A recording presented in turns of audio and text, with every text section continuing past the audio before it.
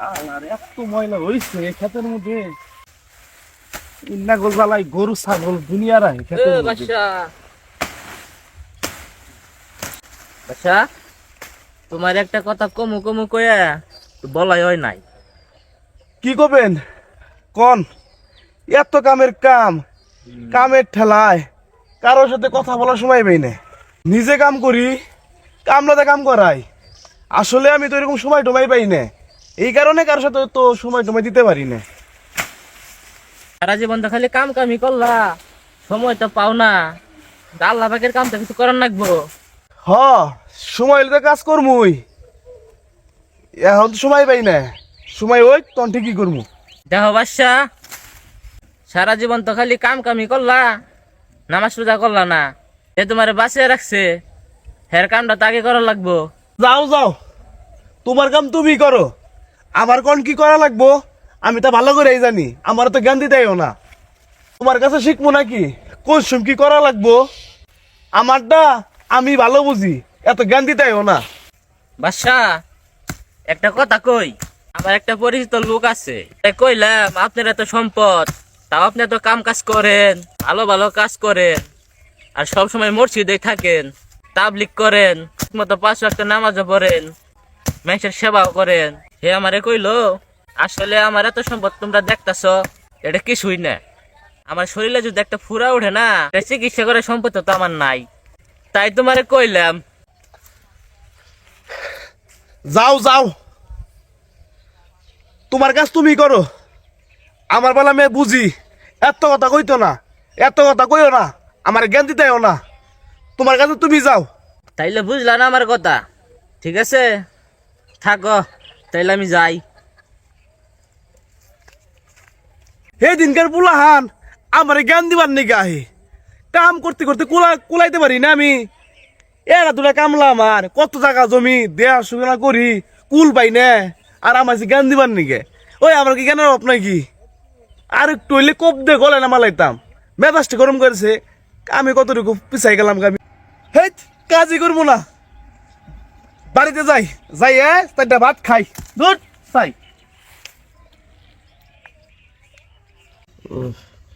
ওই তাওহিদ, করে তোরা আহাত, কোনে তোরা ভাতিজে আয় তো আমার কাছে আয়। তোরা আমার নিকে একটা ডাক্তার নিয়ে আয়, আমি আর বাসুম না রে। ওই চাচা মনে হয় ডাকতেছে রে। সকালে দেখলাম চাচার অবস্থা বেশি ভালো না। আমি তো ঘরে থেকে বেরোর সময় দেখলাম চাচাকে মনে পড়ে গেছি, তাই দেখাই গে। হাই তা কি গাও? তোরা আইসস, এমনি একটু বয়। আমার অবস্থা খুব খারাপ, আমার জানি কি হয়েছে রে, নড়াচড়া করারই না। ওই যে আমার গো সাদ্দাম ডাক্তার আছে না, ওর একটু তোরা ডাইকা নিয়ে আয়। উরে রে, নড়াচড়া করারই না, তাড়াতাড়ি যা, আমারে তোরা একটু বাসা। তোরা ছাড়া তো আমার আর কেউ নাই, একটু তাড়াতাড়ি যা নিয়ে আয়। ওরে বাবা রে। হ চাচা, আমরা যাইতাছি। ওই ভাই নু যাই ডাক্তার নিয়ে আহি গে। চাচারে তো বাঁচার নাকবে এখন। হরে চাচার অবস্থা খুব খারাপ, নু যাই ডাক্তার নিয়ে গে। আচ্ছা, ও যাই। তাহলে যাই চাচা।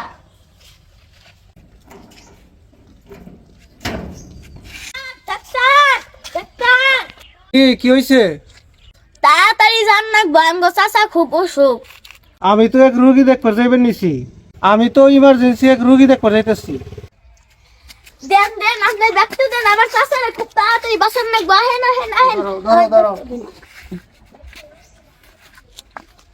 হঠাৎ করে তোমার চাচার কি হইলো? আমি ইমার্জেন্সি রুগী দেখবার যাইতেছি। আসলে আমার চাচা জানি কি হয়েছে, উঠা হারে না। হ্যাঁ, কি অবস্থায় দিকে গেলে? কইরা রয়েছে, মনে হয় বাঁচবো না। ও তাহলে চলো যাই, দেখে আসি তোমার চাচার কি হয়েছে। ও ডাক্তার, কই যাও? আর কয় না, বাচ্চা আছে না, হ্যাঁ। ও নাকি অসুস্থ। অসুস্থ? ও তো খুব অসুস্থ। বাস অসুস্থ? ভালোই হয়েছে, জীবনে তো ভালো একটা কাম করে নাই, কোনোদিন পশ্চিমমুখী সাইদা দেও দেয় নাই। একদিন কইলাম এত সম্পদ তোমার কালাম একটু করো, আমারে কয় আমি ভালো বুঝি। এখন বুঝুক। আমি তো ডাক্তার মানুষ, আমি তো ওইসব কই হারি না। যে আমার ডাকে হেনেই জান লাগে। আসলে আমি তো মানুষের সেবায় কাজ করি, যার জন্য যাওয়া লাগে। তাহলে বাচ্চা অসুস্থ তো, তাহলে যে ন যায় দেখে আসি গে। নও যাই দেখাহি। আসলে ডাক্তার বাসারে বুঝাইলে তো বুঝা না, খালি কাম কাম করে, খালি খাই খাই করে। কাম করবো কেমবে, খালি খাই খাই করে। নামাজ পড়ে গেলে নামাজ পড়ে না, রোজা রাখবে গেলে রোজা রাখে না। কি একটা অবস্থা, মনে হয় যে চকের সব কিনা হালাইবো। এত জমি সম্পত্তি থাকতেও একটু রেস্ট করবো, একটু আল্লাহর জিকির করবো, একটু ভালো মতো চলবো, এই সময়টা ওর নাই। খালি কাম কাম করে আর খালি খাই খাই করে। তুমি কইলা জায়গা ডাক্তার, বুঝছো? তাই আমি গেতাছি, নইলে তুমি না কইলে আমি জীবনেও গেতাম না। কি যে চাচা, ডাক্তার নিয়ে আইছি, তুমি কোনো চিন্তা করো না। বাসা বাসা তোমার কি হয়েছে? কিসে? আজকে 3 দিন ধরে জড়াইতে পারি না ডাক্তার, মাজার ব্যথায়। ও ডাক্তার, অন্যদিকে না মাজায় সমস্যা ডাক্তার। ওরে বাবা রে, ওরে আল্লাহ।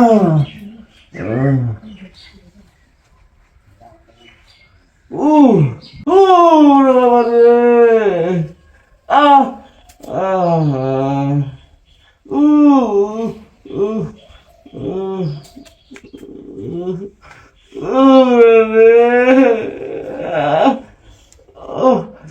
আপনি কি বারবার এসে না মানে?